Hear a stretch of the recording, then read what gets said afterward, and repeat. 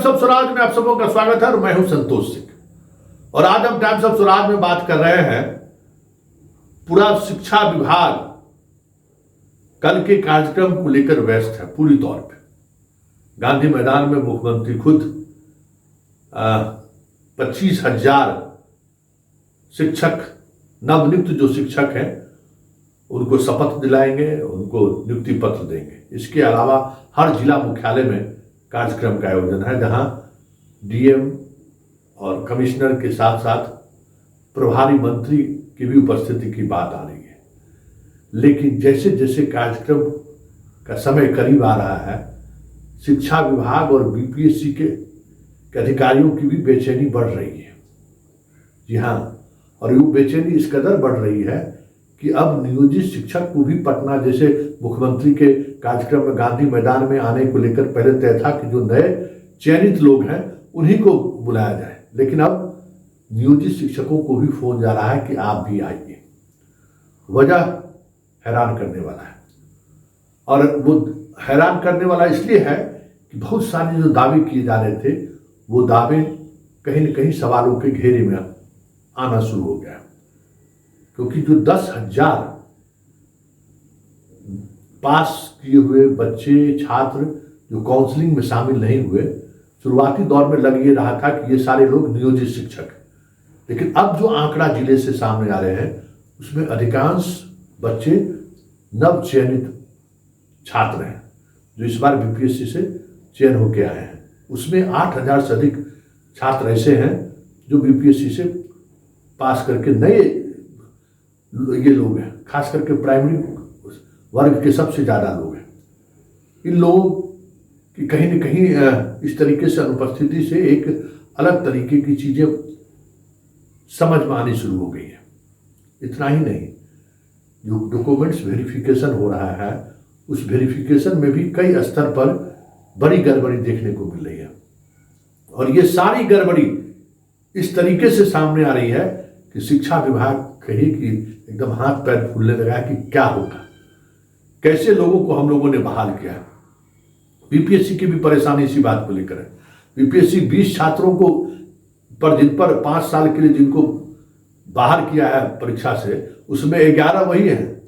जो दूसरे की जगह पर बैठकर परीक्षा दिए थे। अब इसकी संख्या लगातार जिला में बढ़ते जा रहा है। मुजफ्फरपुर में सबसे ज़्यादा जो अभी खबर आ रही है, 200 से अधिक ऐसे छात्र पाए गए हैं जिनका जो डॉक्यूमेंट्स वेरिफिकेशन हुआ है उसमें कई तरह की त्रुटि पाए गए हैं। दरभंगा में तो एक ऐसी लेडी टीचर के अपॉइंटमेंट की प्रक्रिया को बीच में रोकना पड़ा। वो नियोजित शिक्षिका थी, 2 वर्ष से स्कूल से गायब थी बिना किसी सूचना का, और वो परीक्षा में शामिल हो गई नियोजित शिक्षक के आधार पर, और वो कॉलेज के स्कूल के प्रिंसिपल से उन्होंने रिकमेंड करा कर भी दे दिया। अब इस पर जांच बैठ गई है। औरंगाबाद में भी बड़ी संख्या में ऐसी खबरें आ रही हैं, भोजपुर से खबरें आ रही हैं, पटना से भी खबरें आ रही हैं, किशनगंज, अररिया, ये जितने इस तरीके से जिले हैं उन जिलों से खबर आ रही है कि कहीं न कहीं डॉक्यूमेंट्स वेरिफिकेशन के शुरुआती दौर में ही, जबकि अभी 10 चरण में वेरिफिकेशन होना है। मैट्रिक से लेकर जितनी आपने डिग्री ली है वो उस डिग्री का वेरिफिकेशन होना है, डीएलडी का वेरिफिकेशन होना है, जो एसटीईटी है उसका वेरिफिकेशन होना है, जो बिहार का अपना परीक्षा लिया गया है उसका वेरिफिकेशन होना है, बीएड का वेरिफिकेशन होना है, एमए का वेरिफिकेशन होना है, एमएड का वेरिफिकेशन होना है, एमसीए का वेरिफिकेशन होना है। मतलब अगर बात करें तो एक छात्र जो बीपीएससी कंप्लीट करके काउंसलिंग में गए हैं उसमें 10 से 15 डॉक्यूमेंट्स का वेरिफिकेशन होना है।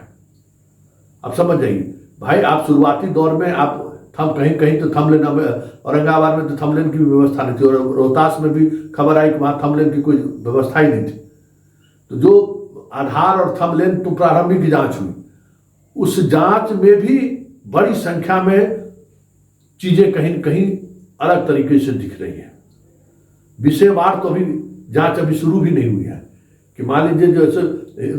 आर्ट्स में किन्हीं 2 सब्जेक्ट आपको रहना चाहिए तब आपको आर्ट्स में होगा। हिंदी में अगर आपका हुआ तो जो क्राइटेरिया फिक्स किया गया था वो उस क्राइटेरिया को आप फुलफिल कर रहे हैं कि नहीं, आप कंप्यूटर साइंस में अगर टीचर बनते हैं तो कंप्यूटर साइंस में एमसीए की को लेकर जो क्राइटेरिया फुलफिल किया गया था वो एमसीए आप हैं या नहीं हैं, मतलब 15 डॉक्यूमेंट्स ऐसे हैं जिसकी जांच होगी, तब जाकर कहीं आप जो है सो पूरी तौर पर विभाग इस बात को लेकर कंफर्म होगा कि सही बहाली हुई है कि नहीं, जो हमने क्राइटेरिया फिक्स किया था, जो योग्यता फिक्स किया उस योग्यता में वो आए हैं कि नहीं। लेकिन शुरुआती दौर में ही, प्रारंभिक जांच में ही सरसरी तौर पर जो जांच हुई है उसमें 10,000 से अधिक विद्यार्थियों का मामला लटकता हुआ दिख रहा है। इसलिए तत्काल फैसला लिया गया कि गांधी मैदान में कोई ऐसे नवचयनित शिक्षकों को मत भेजा जाए जिसके सर्टिफिकेट को लेकर, जिसके प्रमाण पत्र को लेकर, जिसके आधार कार्ड को लेकर, जिसके परीक्षा में बैठने के शामिल होने को लेकर कई तरह के सवाल हैं। ऐसे लोगों को तत्काल रोका गया है और नियोजित शिक्षकों को भी अब फोन हो रहा है कि आप इसमें आइए। एक बड़ी अपडेट इस बात को लेकर है कि अतुल प्रसाद ने जितना ही फुल प्रूफ व्यवस्था की थी कि बीपीएससी की परीक्षा में जिस तरीके की फुल प्रूफ व्यवस्था की थी, उस व्यवस्था में कहीं कहीं सेंधमारी हुई है, ये अब बातें सामने आनी शुरू हो गई है। और सबसे बड़ी चुनौती वो है कि 10,000 जो चयनित जो बीपीएससी क्वालिफाई कर गए